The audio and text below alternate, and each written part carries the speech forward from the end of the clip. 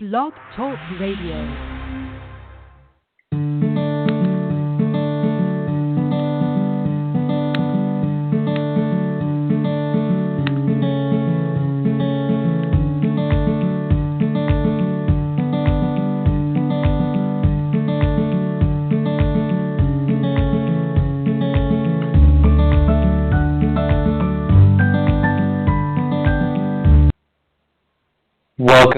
Welcome, Hempsters. This is your Hempreneurial host, Tyler Hemp. I'm also a hemp-enthusiastic hemprepreneur. Here to empower your hemposphere because it's important. Today is entitled Hemp Disclosure, What You Need to Know About Hemp with Eric Steenstra. And I am working on getting him on the line. I'm not sure if I can do that, but get out your pen and papers, boys and girls. You might want to take some notes today. It's going to get rich with some good discussion. Let's see. You may be listening to a recorded version of this, but either way, thank you for your awareness and your time. HempOver Radio is dedicated to putting emphasis on what's most important to you. So I always like to ask, what is your dream? What is your purpose, your mission? What is it that you're good at? No matter what it is that you do, we're here to encourage you to do one thing, hemp. And our goal is to assist you to succeed with hemp and ultimately overcome the challenges of our time in the different sectors of the hemp movement and in our lives and in our businesses. And it's also our aim to inspire you to continue pursuing your goals, your visions, your dreams with this life-giving plant. You're investing in yourself by listening to HempOver Radio, and I commend you for continuing your education and being humble enough to keep learning about this essential plant and the benefits, the value, and the uses that cannabis hemp can provide so that we can all start living prosperous, healthier, happier lives. And I'm also committed to creating a global paradigm-shifting consciousness with products and services that we provide with HempAware and our team and that we create for you. And my prayer is that you feel inspired, educated, motivated, and uplifted to utilize hemp for your clothing, your food, your energy uses, your healing, and to give you a quick view of what I see in the future. Imagine a world where millions of people are living in healthy, hempy homes made of sustainable, hemp-based and earthen materials that are for humans and the environment. They're extremely efficient, long-lasting, and quite simple to work with. Now picture those same people building their own homes and living in these homes that are made out of hemp. And now picture these same people all wearing custom clothing made from hemp, make them look and feel their best. See these people working for companies they believe in purpose while working for these companies. These people are living with and working around people they love, materials and products they believe in and know are made and distributed in harmony with nature. And this is just a glimpse of the world that I envision every single day. And I want to inspire you to do your personal best for yourself and the people around you and that you influence. One of those amazing people that I'm in a hemp home, and probably will be sooner than we think, is a man by the name of Eric Steenstra. And I am so honored and privileged to have Eric on today's show. I first met Eric back in 2005 or maybe 2006 at a Hemp Industry Association annual meeting in San Francisco. And I was just getting acquainted with the business side of hemp and was so thankful and bumping shoulders with people like Chris Conrad and Larry Serban and Steve Levine, Rob Youngman, Candy Penn, and of course, Eric.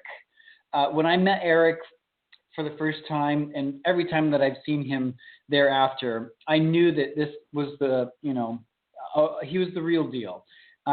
He does such a fabulous job of professionally representing this crucial move and the hemp plant itself. And Eric has played such an integral part in the hemp movement, and he's actually part of several hemp organizations such as Vote Hemp, Hemp Industries Association, Hemp History Week, and he was also the co-founder of the modern hemp pioneer company Ecolution. And beyond that, Eric has been amazingly instrumental in educating statesmen and women, business owners, and he's worked very closely with state representatives such as Senator Ron Paul of Texas and Senator Ron Wyden of Oregon, and as well as other House and Senate members when it came to drafting the recent farm bills in 2012 and 2014. And this man has such a good heart and is genuinely committed to making this world a better place through massively, taking an active role in playing a part when it comes to bringing back hemp to the people. So before we get started, if you have any challenges that you're working through with hemp that you need help with, or if there is a topic you'd like me to cover on HempAware Radio, just send us a message at support@hempaware.com, and we'll do our darndest to make you happy. So now there's nothing to it but to do it. It's my honor and privilege to bring aboard the hemp train, Mr. Eric Steenstra. Thanks so much for joining us on the show today, Eric. Hey, Tyler. Thanks for having me on. And thanks for that very generous introduction there. Oh, it's my pleasure.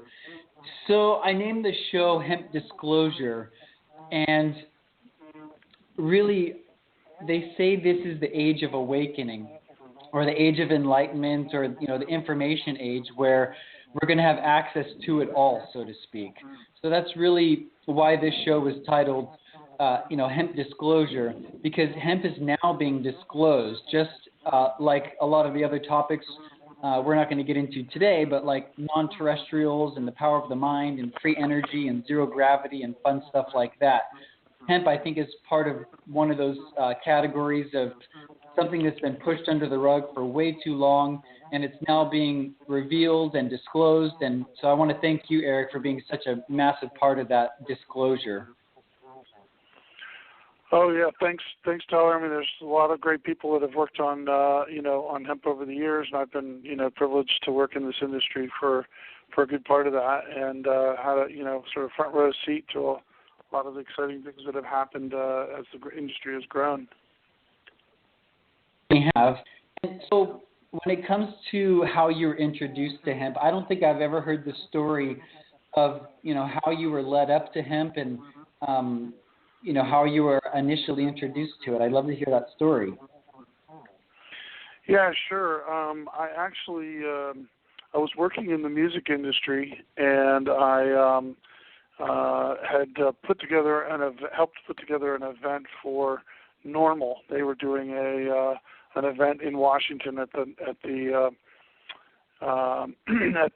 Sylvan Theater, which is at the base of the Washington Monument. So it was like a rally of a type, and they had some bands playing, and I had helped put that together. In any case, at that event, I met a number of people, here in the Washington D.C. area that were working in, cannabis reform, and one of those people was Steve D'Angelo. And so Steve and I, he was a speaker that day, and we hit it off and started, talking more, and became good friends. And then he introduced me to Jack Hare and Jack's book. Actually, first he shared Jack's book with me, The Emperor Wears No Clothes.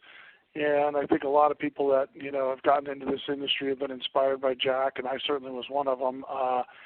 First, when I read the book, it was almost, too much to, it's like, is this all really true? And then right. You look through it, and Jack's just got all the documentation right there.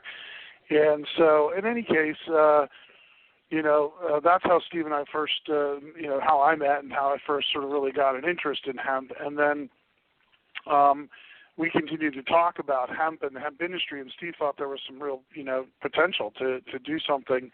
And there were only a few companies that were sort of out there. And so we started doing some research into it, and eventually decided that I wanted to start, to see if we could start a clothing company. And so, went through the whole process of sourcing fabrics and trying to figure out next steps on that.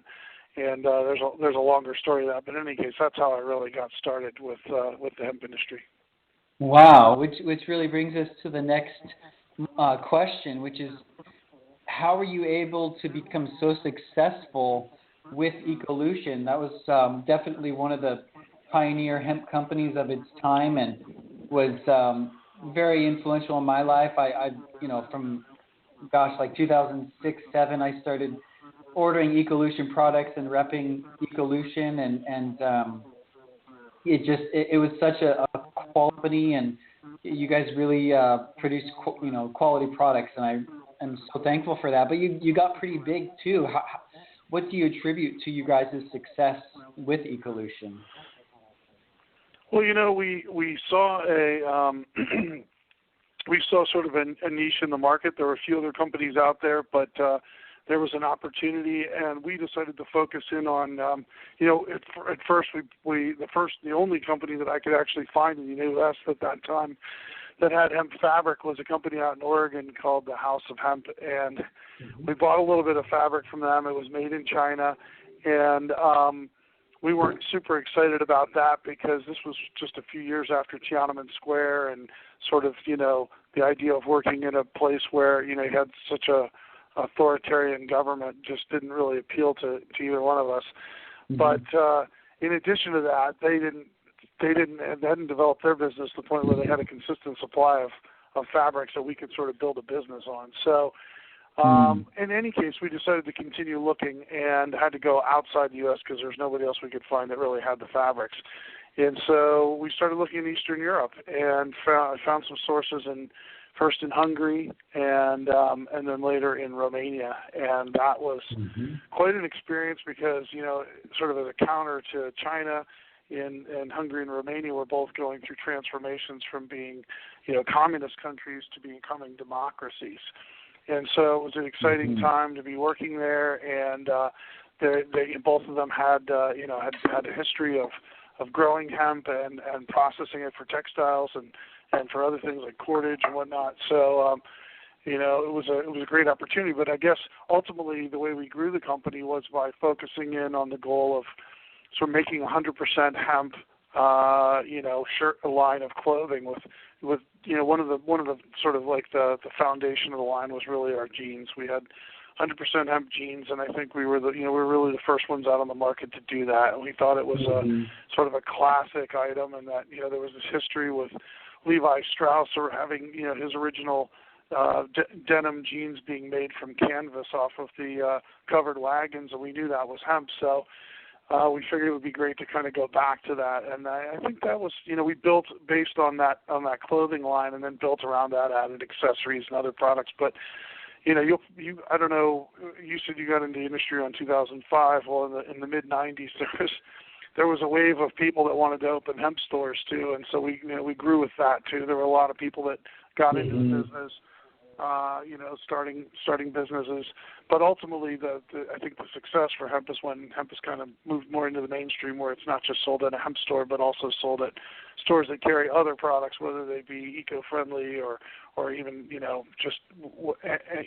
fashion. So from that standpoint, that's kind of how it developed for us.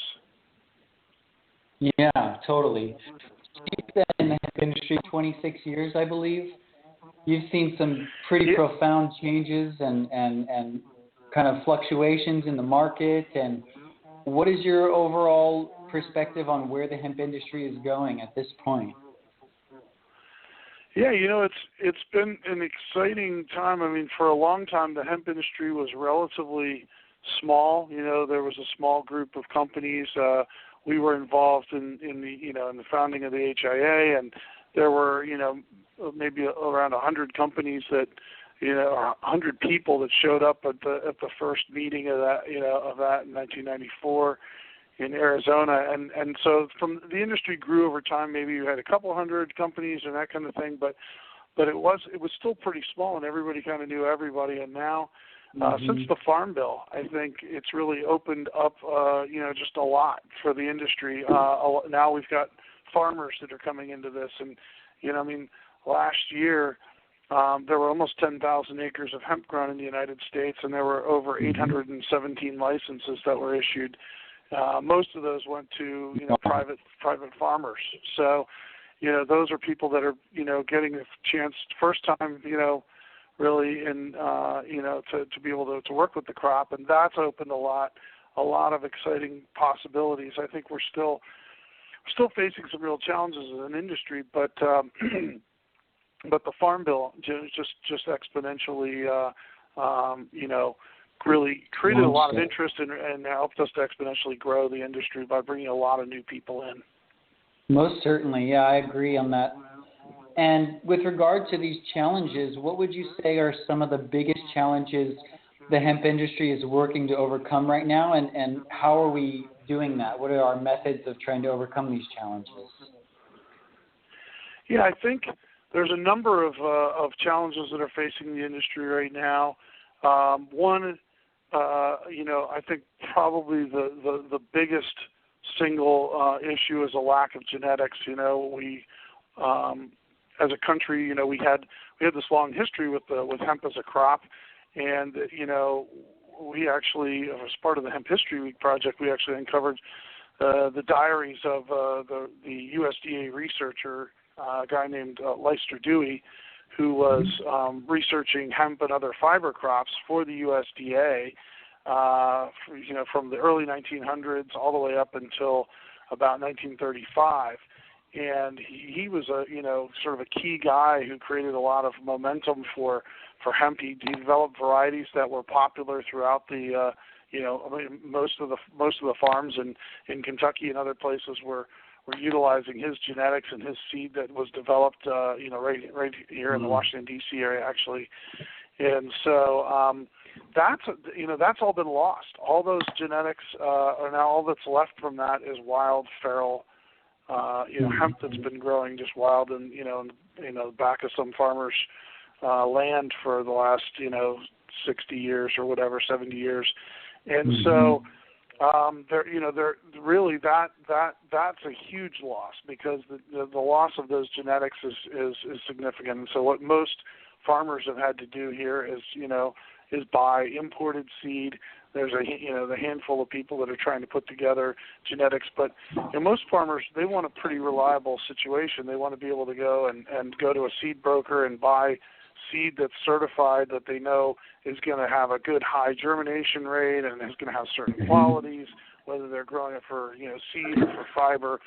And so we don't have that yet, right? We're having to import seed and deal with the DEA permitting process and all that, and that's just not sustainable. So I think number one is the genetics, and then the other issues really would be the fact that we've got crops in the ground is exciting, but we're still doing this under pilot programs and research, and so the limitations that are placed on that still will keep major investment away from the hemp industry. I mean, we've seen some investment, some really cutting-edge investors that are willing to take some risks on this, but until hemp is sort of a regular commercial crop like any other crop, a lot of those types of investments are going to sit on the sidelines.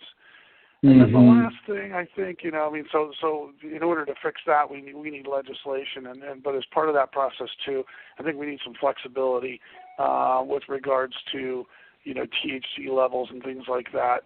The standard that was created in Canada and Europe that essentially we've sort of been stuck with is this 0.3% THC, and it was hard to argue to legislators that that we needed a higher level because those other countries were had those standards. But we've realized as an industry that that it's critical. We've been pushing for legislation that will allow states some flexibility, so that we're not stuck with 0.3%, because we don't want to see somebody's crop getting burned down if it's 0.1% THC over. We want people to have the flexibility to work with varieties that may go higher than 0.3.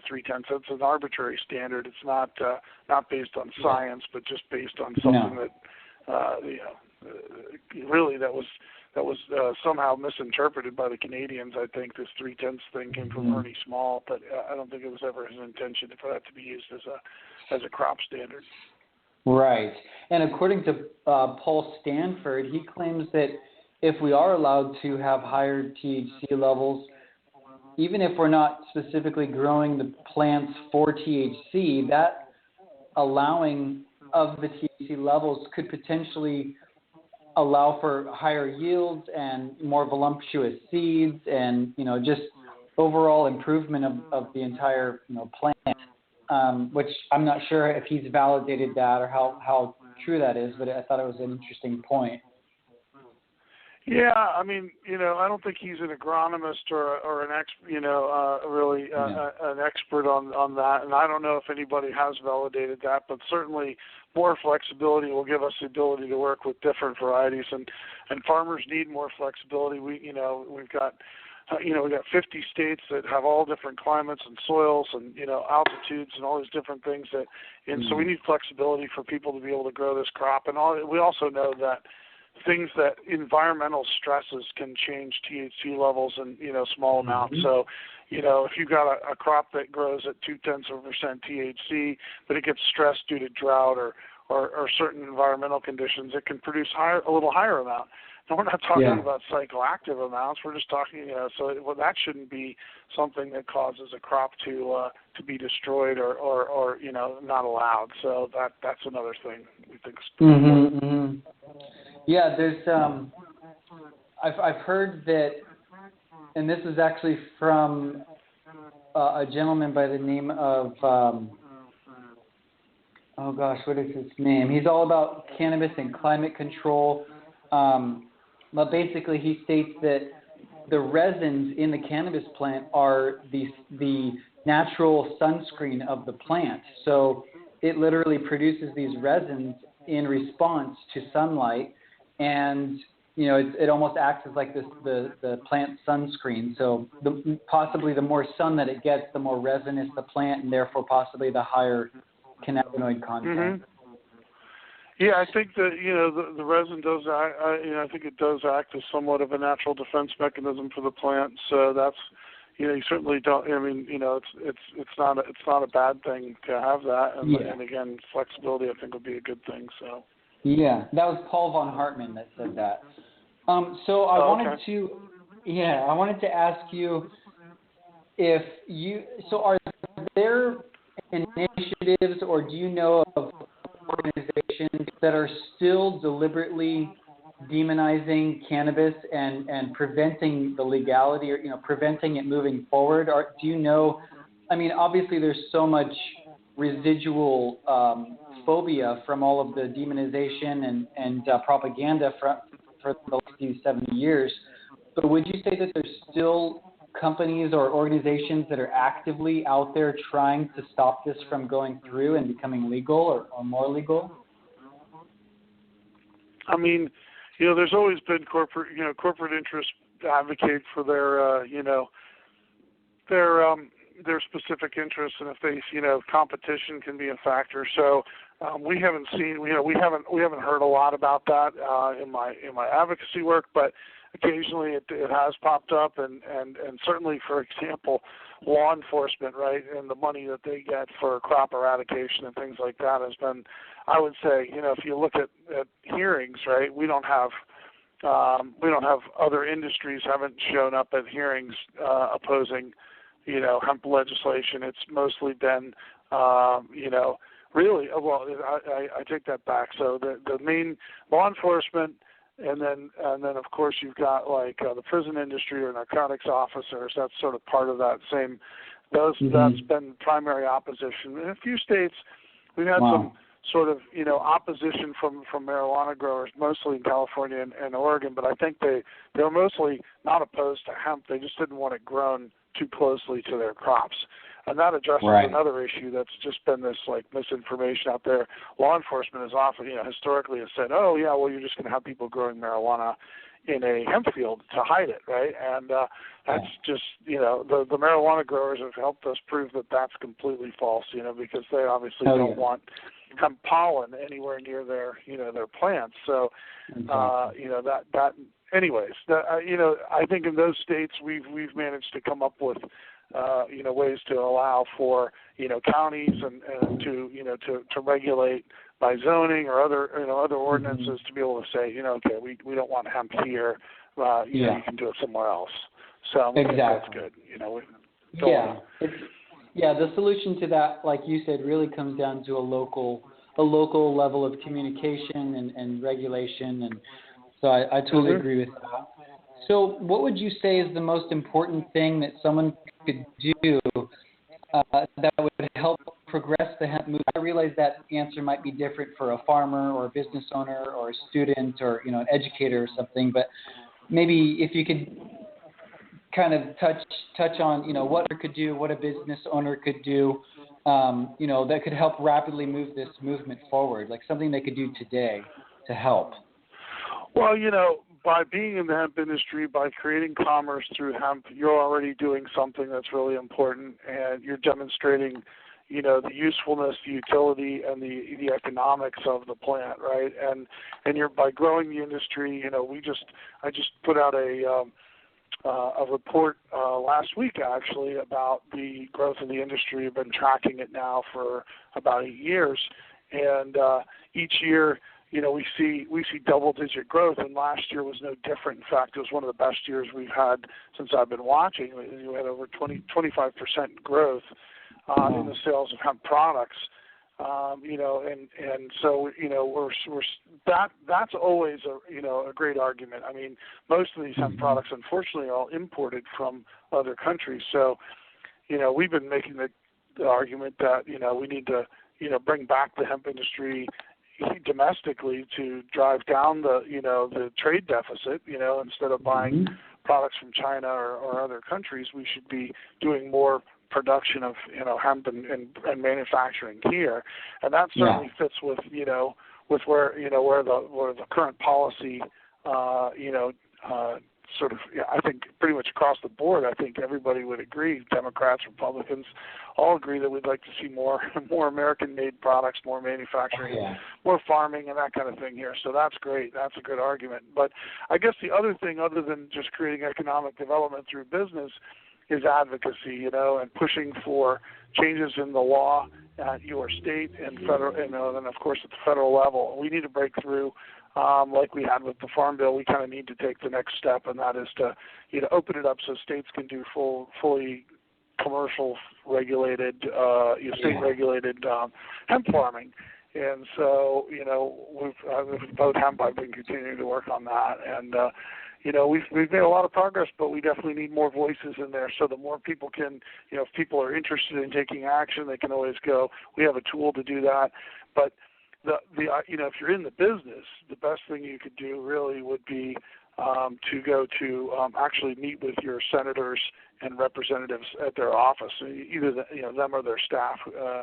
And so we've actually got a whole bunch of resources for that, for people that teaching them how to set up a meeting, and how to prepare for it, and then providing materials that they can use to educate those representatives and senators, and get them ideally to co-sponsor the legislation that that would change this. So that's sort of my number one.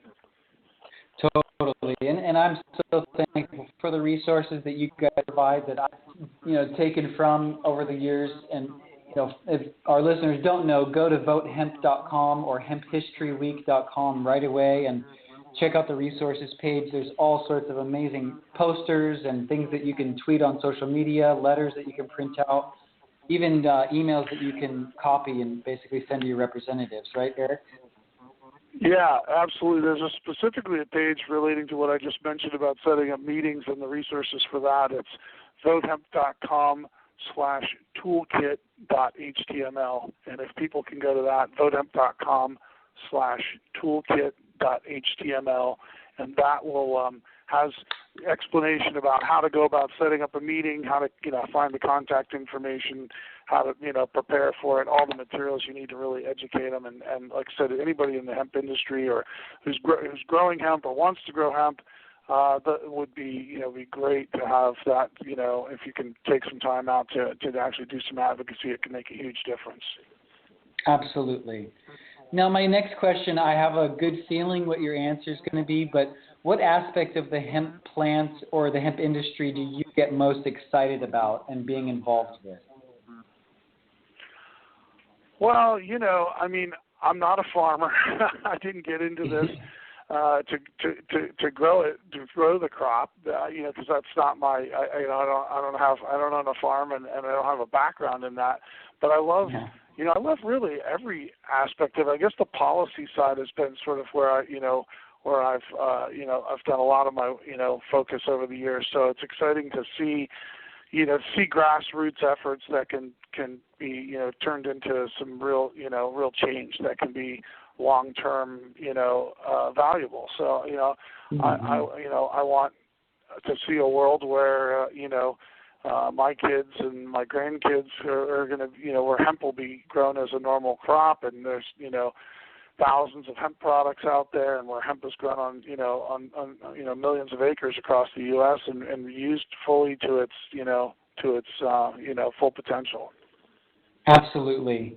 And you don't know this about me, Eric, but I live in Northern California in a small town called Dunsmuir, which is just south of Mount Shasta.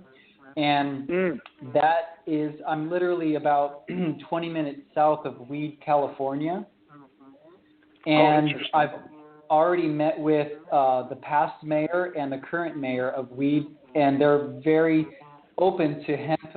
Most of the town of Weed is very old school, they're old mentality. So when they hear the word hemp, they think immediately the devil's weed and that it's, horrible and this and that. So I've actually been to city council meetings. I've met with the mayor personally and brought him materials, thanks to Hemp and Hemp History Week. And they're very open. They're very excited about the idea of even using the old lumber mills in Weed, California to transform them into hemp processing plants. And ironically, we live literally 20 minutes from one of William Randolph Hearst's castles. One of his old castles is up here in a place called McLeod. And so we're literally like in the center of where Hearst used to live. And so we're resurrecting hemp right here where it was, the center of kind of where it was demonized or plotted to be demonized. Yeah, that's exciting, Tyler. And good things. I think some good things are going to happen here soon in California. I'm assuming you probably have a number of listeners who are based out there, and so I could give you a quick update on that too, because I think that we've been fighting to try to get the law changed, but it's been a slow process over a number of years. In any case, I think we've finally reached a breakthrough here where we're going to see some good things happen in the next year or so. So the Department of Agriculture, first off, so there was legislation passed a couple of years ago. After 4 tries, we finally got one of the governors, Governor Brown, signed a hemp bill into law, and that bill wasn't a great bill, but it was enough to allow for research, university research. And so there is a project at Cal Poly Pomona. A student there named Tony DeVera has been working on this. It's been a slow, sort of frustrating process for him, just getting the DEA licenses and all that. He started on this, before the Prop 64 passed. So in any case, that was the next step. That hemp language was included in the Proposition 64. It's going to open up much more of I believe, a commercial market there in California, where we'll see, the Department of Ag allow private farmers to grow the crop. So in any case, they've already put out a call for to get an advisory board, and they should be convening that board fairly soon, and then start the process of developing regulations for California hemp farming. And so that's that's an exciting step forward for California, and I'm hoping that by 2018 we'll have regulations in place for farmers to grow the crop there. Exactly. Yes, that is my prayer as well. So thank you for that update. And would you say there's any other really fresh information that not many people know about cannabis and hemp that you could share with us, either on a local or global level? Well, I could. I mentioned a little bit earlier about the crop report. So we did a report on all the states, and so last year there were 15 states that had hemp cultivation, and out of those there were 9,649 acres of hemp that was actually planted. Much more of that was licensed, but not everybody could get the seed, or wasn't able to put it all together. So, but we had 30 universities that grew hemp last year, and there's more coming online, and it's incredible. And we're talking about big mainstream ag universities, places like Purdue, University of Kentucky, Cornell, North Dakota State University, a lot of great schools that are looking at this, and that's another thing that we haven't had.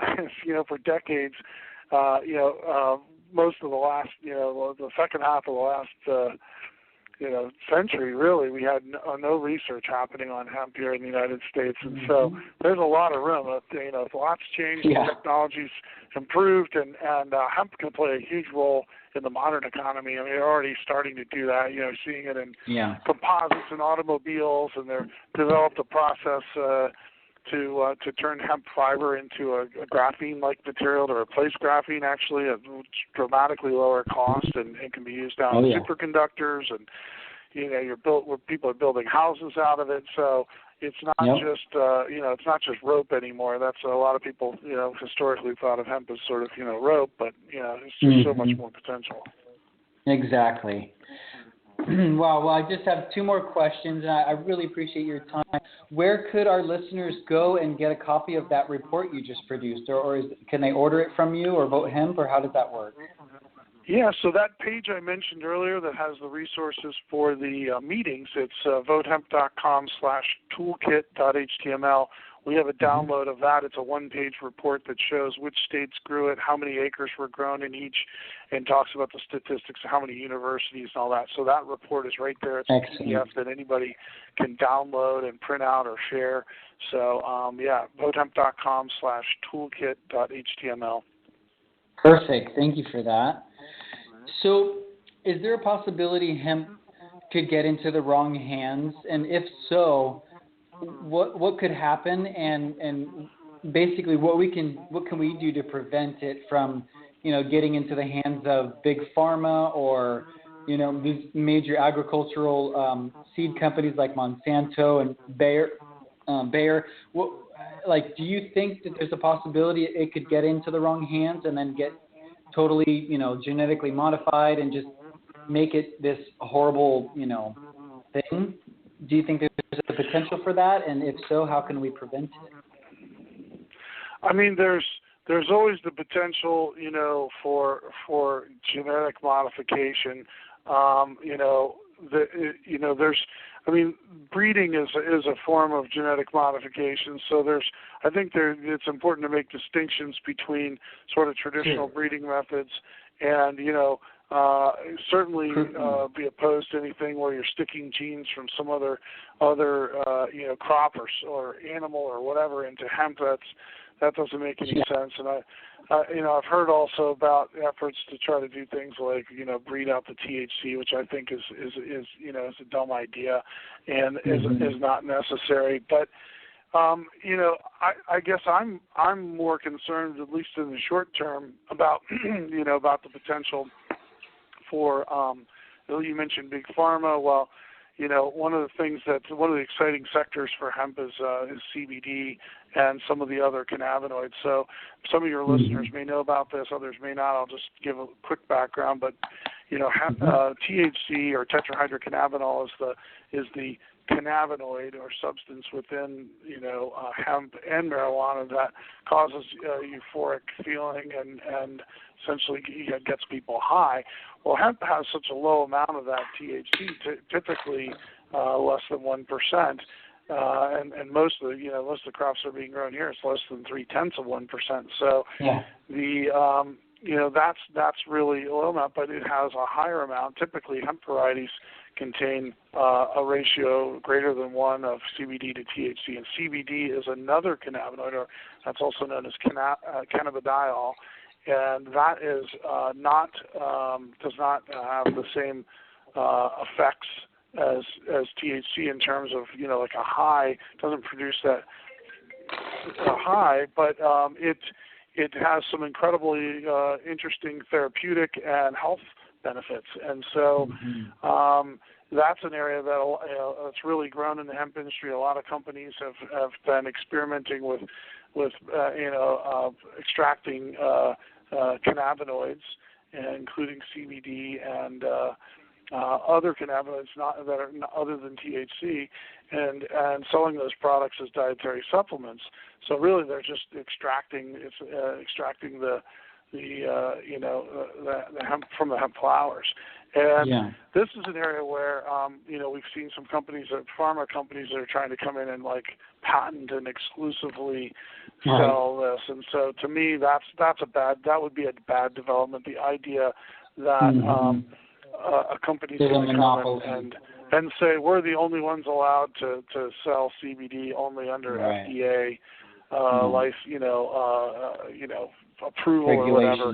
That would be a horrible development. We've got thousands and thousands of people that are now finding CBD to have dramatic therapeutic benefits and health benefits, and they're accessing that through hemp products, and to be able to get it at their regular store without a doctor's prescription. And this is like non-toxic, completely non-toxic, even to very high doses, psychoactive, and really there's just no reason that those products should be in any way restricted. So certainly that's the thing I'm most concerned about at the moment, is making sure that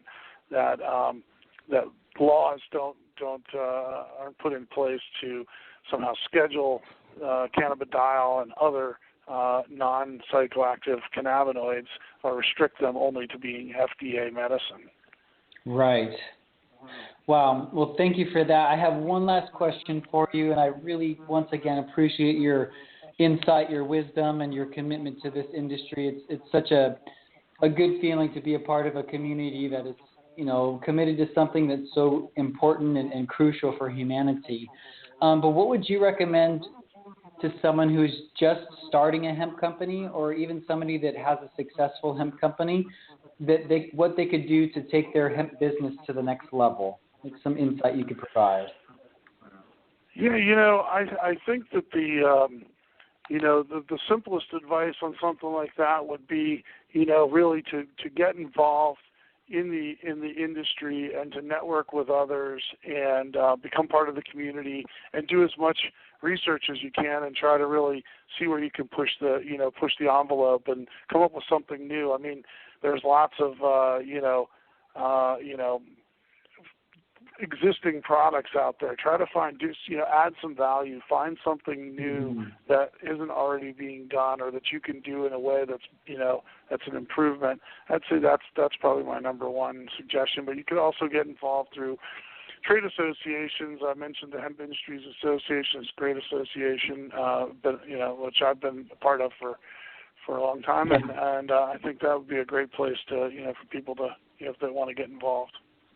Right on. Well, thank you so much. Is there any last thoughts you want to share with our listeners? No, Tyler, thanks for your personal commitment to the industry and your time here, and thanks for inviting me on today. I really appreciate the opportunity to be here, and keep on doing the good work. This is important. So important, the education work, and so having this show is great to help get the word out to people and educate people about, hemp and all of its potential. Exactly. Right on. Well, it's an honor and a privilege. I'm looking forward to seeing you in the hemp field later.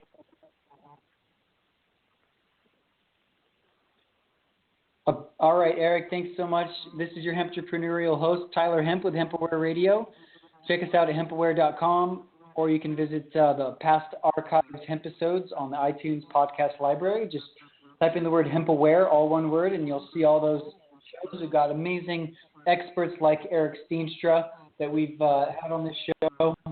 Continue your education in hemp and help spread the word about this plant and what it's consciousness and how we live our lives, how we do business. Thanks again, Eric. I really appreciate your presence, and look forward to seeing you in a hemp field later this year. Thanks, Tyler. Thanks so much. Peace out, everyone.